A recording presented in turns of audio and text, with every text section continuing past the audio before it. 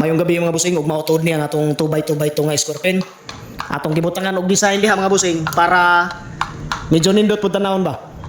Unya kining manok, gamay na siya mga busing, ono size ra na unya mubo.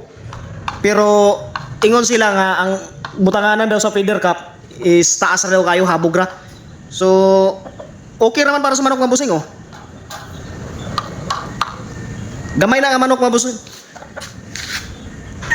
So mao to mga busing, ingon sila nga taas ra daw kayo ang butanganan sa feeder cup. Kadtong manok nga akong gibutang kanina nga Hilly pumpkin, mubo to nga gamay. Ono sa isang timbang ato nya mid station na to karon akong gipulihan ani. Kini medyo dako-dako ni siya og taas-taas. Oh, tan-aw na to dire.